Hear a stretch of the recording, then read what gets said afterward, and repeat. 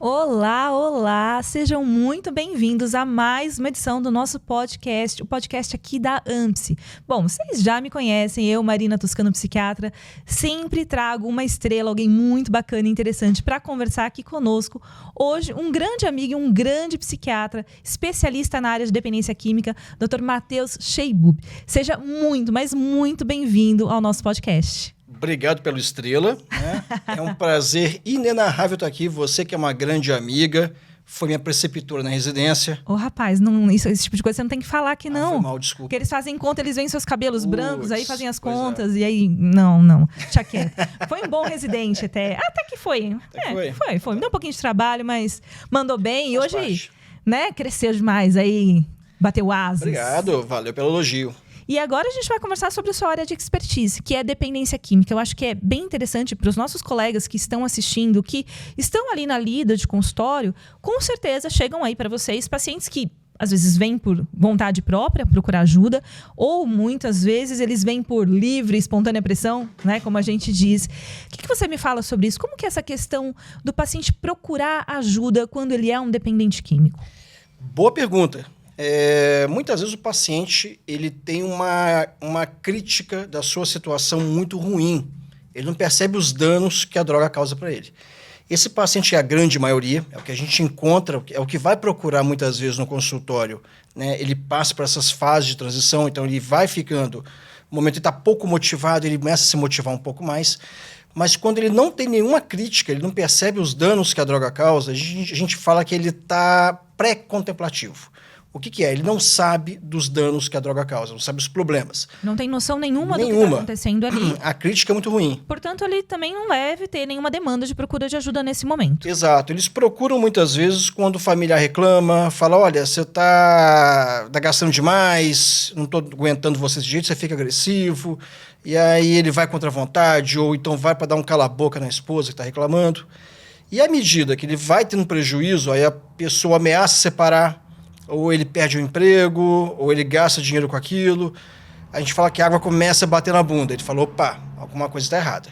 E aí ele passa a se tornar um paciente contemplativo. Ele percebe e falou, alguma coisa está errada, mas ainda assim ele fica... meio na dúvida, né? Exato. Tem problema, mas não sei se é tão grande o problema assim. É nesse sentido. Exato. Tá. Quando eles procuram muitas vezes e começam a perceber esses danos, a gente usa um aplicativo, né, um instrumento que a gente chama entrevista motivacional. O que é? Você tenta mostrar para ele, fala, olha, vamos botar na balança o que a droga trouxe para você de bom.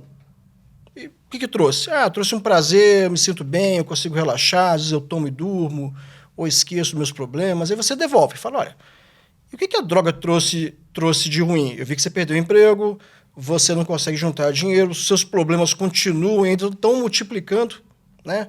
Então, quando ele coloca na balança, ele começa a perceber. E aí a gente fala, vamos fazer um combinado? O que você acha de a gente fazer um contrato? O contrato, muitas vezes, é uma relação que o médico tem com o paciente, de confiança mútua, e com que faz com que ele tenha uma aderência maior ao tratamento. E aí, quando ele começa a mudar, ele fala, não, então o contrato eu não vou poder beber, eu não vou mais usar droga, eu tenho que praticar exercícios, eu tenho que ir no trabalho, tenho que vir nas consultas, tenho que passar com o terapeuta. E aí, quando ele começa a mudar, a gente fala que ele está na fase de ação. A fase de ação é o marco, é quando ele começa a aceitar o tratamento. A partir daí, quando ele fica abstinente, não está usando mais, eu falo que ele já está na fase de manutenção, que vai ter aqueles altos e baixos, ele vai ficar bem um tempo, vai ter aquele excesso de confiança, e no final, depois, ele acaba quebrando a cara e vai aprendendo com os erros. Então, o ciclo é sempre esse. Mas claro que quando ele está bem, ele recai, ele volta para o começo do zero. A gente fala, é uma recaída, você vai aprender com isso, então começa do início, vamos voltar de novo, ficar motivado, e aí vai o tratamento. Entendi. E é verdade que essa questão da recaída é regra no tratamento da dependência química? É regra, faz parte do tratamento. O paciente ele vai identificar os problemas na recaída. Porque quando ele recai, ele fala, pera um pouquinho, o que me fez recair? Tanto que a gente pede muitas vezes para os psicólogos fazerem o diário de emoções, ou registrar. Sempre aconteceu, olha, eu estava me sentindo mal naquele momento, eu briguei com a minha esposa, ou eu perdi o emprego, eu fui sentindo uma depressão, uma ansiedade e acabei bebendo. Quando ele faz esse registro dessas emoções, ele consegue achar a raiz do problema, que a gente fala que são os fatores de risco. Então, cada recaída é terapêutica. Então, ele aprende com os erros. É assim que funciona o tratamento. E é super legal isso que você está dizendo, porque muitas vezes a gente vê a família num completo desespero diante de uma recaída, mas, quer dizer, tem um papel importante ali. Quando você descobre quais são os gatilhos, você tem aí material, conteúdo para o pessoal trabalhar. Então, para a terapia, fazer o seu papel. Né, que é tentar ali resolver aquele conflito ou aquela situação, e isso vai fazer com que o tratamento seja muito mais efetivo, né? Porque só a abstinência não vai resolver. Exatamente. Tanto é que quando você pede para o paciente fazer esse diário de emoções, esse registro, ele também identifica muitas vezes, quando ele pega e relê, né, aquele diário, aquele caderno, ele vê, para um pouquinho, ó, fiquei abstinente desse período todo. O que eu fiz que eu fiquei abstinente? Então ele fala, pera um pouquinho, eu fiquei com a família, a minha esposa está do meu lado, eu brinquei com meu filho. Então, ele começa a perceber outros fatores que a gente fala que são fatores de proteção, que protegem ele do uso. E, muitas vezes, a família é primordial nesse papel, né? Então, ele consegue descobrir e ele consegue quebrar. Então, ele fala, quando eu tenho um fator de proteção, que é a família, eu vou colocar isso contra o fator de risco.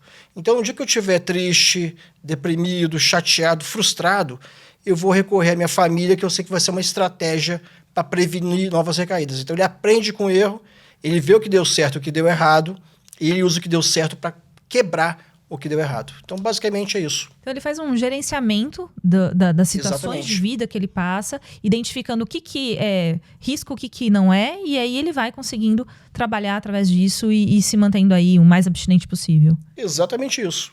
Muito legal. E como é que funciona, Matheus, quando você tem um caso que o paciente tem inúmeras recaídas e volta para aquela fase que você falou, pré-contemplativa, e, de alguma maneira, o tratamento ambulatorial não vai bem? Como que vocês lidam nesses casos? Como que é a questão de internação? Me fala um pouquinho sobre isso. Vamos lá. Critérios para internação são sempre esses. Esse que você falou é um, né? A falência do tratamento ambulatorial é igual à internação. Se eu tenho um paciente que se coloca em risco de vida, por exemplo, ele está bebendo e ele está com problema de saúde, continua bebendo, né?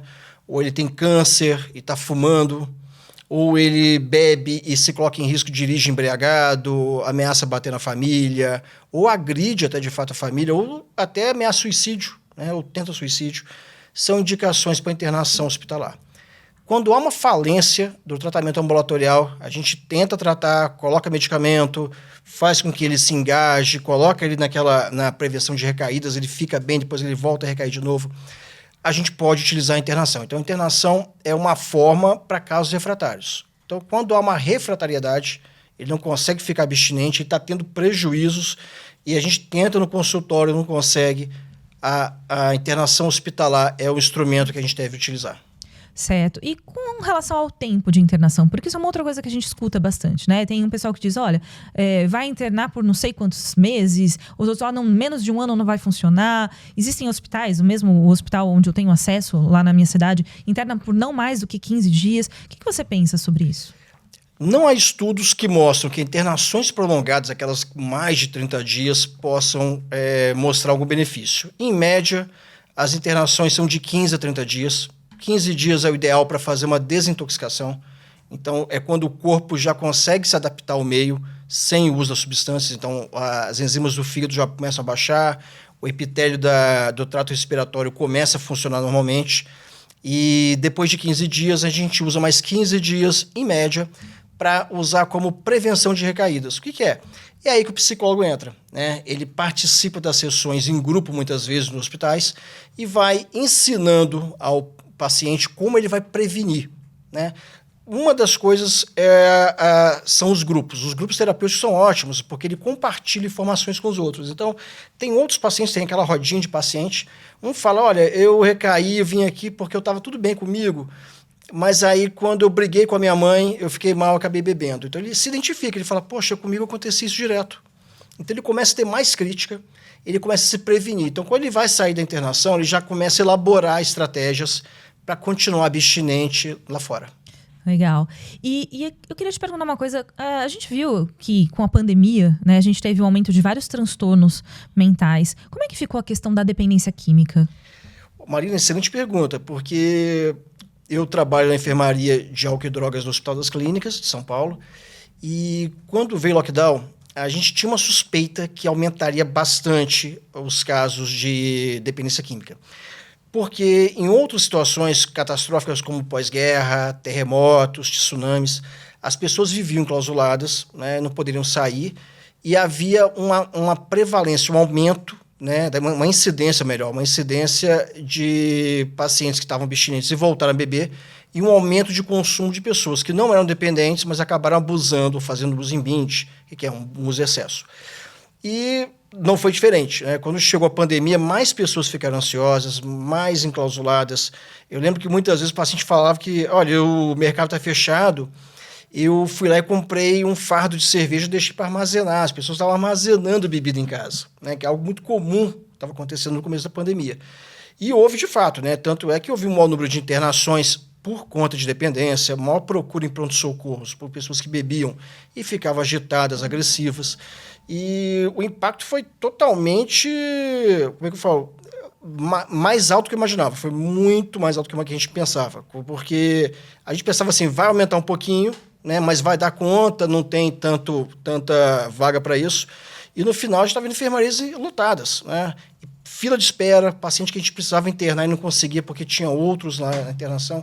Foi bem complicado, agora já baixou um pouquinho. Já melhorou um pouco. Ah, finalmente. Mas é interessante isso, né? Porque, de alguma maneira, quando a gente pensa em álcool e drogas, a gente também pensa naquela questão do contexto ambiental, né? Porque muitas vezes as pessoas usam em grupos, né? Então, vai sair para beber, vai sair para usar cocaína. E aí, no lockdown, a gente imagina, bom, talvez você tenha menos oportunidades sociais. Pode ser, até ali um estudo nesse sentido, pode ser que diminua. Mas não foi isso que aconteceu. Não foi isso que aconteceu.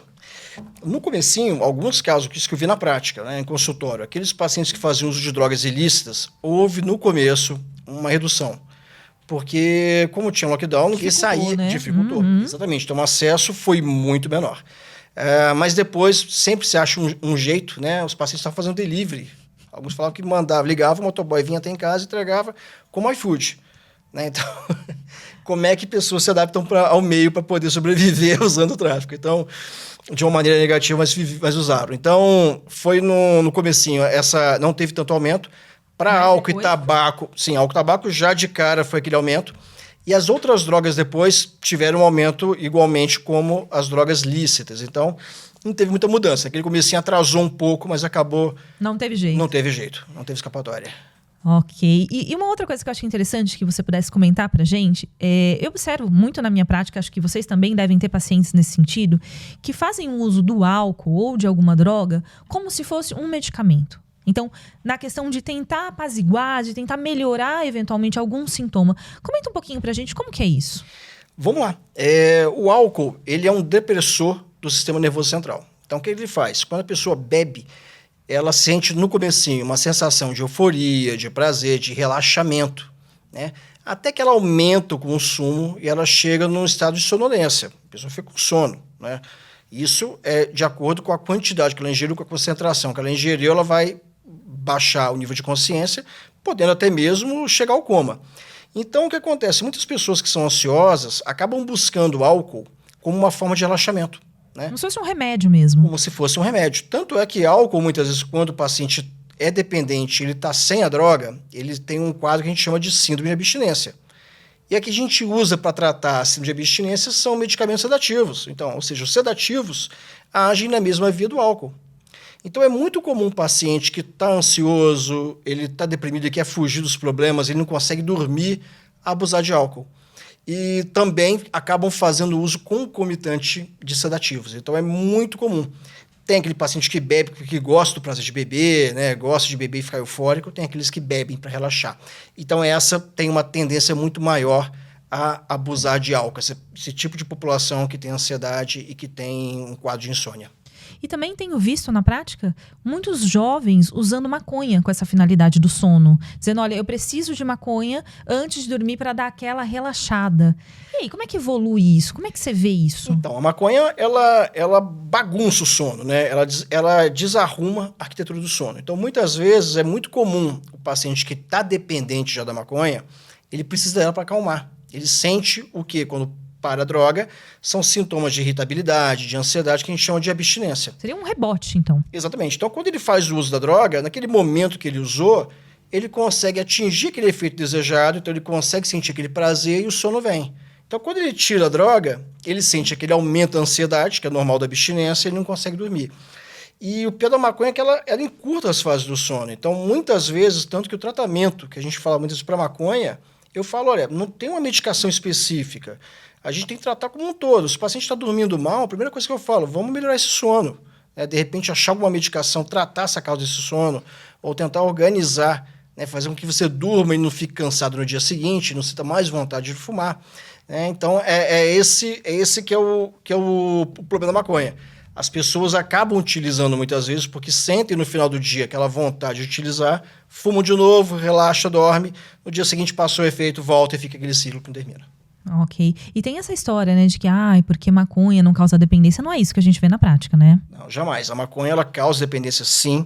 Né? Ela tem 2 compostos que a gente conhece muito bem, que é na verdade são 500 compostos, mas 2 importantes. Um é o canabidiol e o outro é o tetraidrocanabidiol. O canabidiol teria propriedades protetivas, né? Já o canabidiol não, ele tem potência... THC. Desculpa, perdão, melhor. O THC ele tem uma propriedade para causar dependência e para causar quadros psicóticos. Então... Não é nada bom. Nada bom.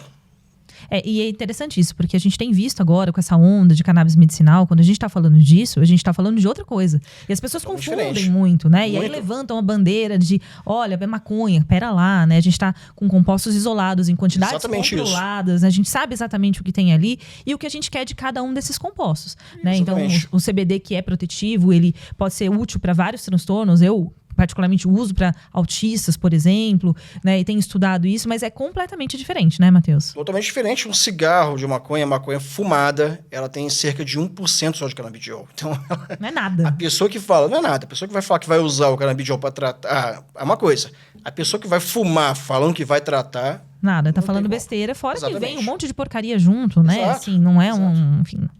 Legal. Olha, eu adorei a nossa conversa. Daria pra gente ficar aqui horas e horas e horas falando sobre diversos assuntos, mas vamos encerrar aqui com as suas considerações finais. Gostaria que você deixasse aí uma mensagem para os psicólogos que atendem nessa área, o que eles podem fazer, o que eles podem buscar para melhorar esse atendimento, para que a gente possa ajudar outras pessoas que estão sofrendo aí com a dependência química e seus familiares. Olha, o prazer foi meu, foi um barato, adorei o bate-papo, né? O que você falou, dá pra gente ficar aqui horas conversando, né?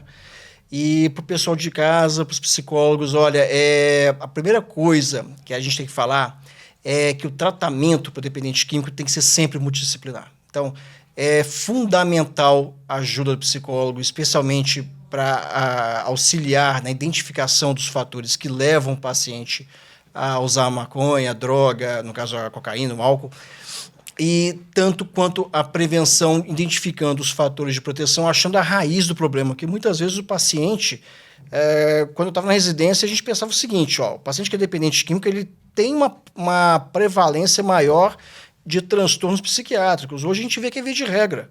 É o que a gente fala que é patologia dual. O paciente ele tem um transtorno de personalidade, ou ele tem uma depressão, ou ele tem uma ansiedade de base. Então, é fundamental o tratamento, né? Aí que entra aquele papel da gente medicar, mas, claro, se a gente não for na raiz do problema, não tratar as questões dinâmicas dele, a gente não consegue ajudar o paciente. Então, fica o recado.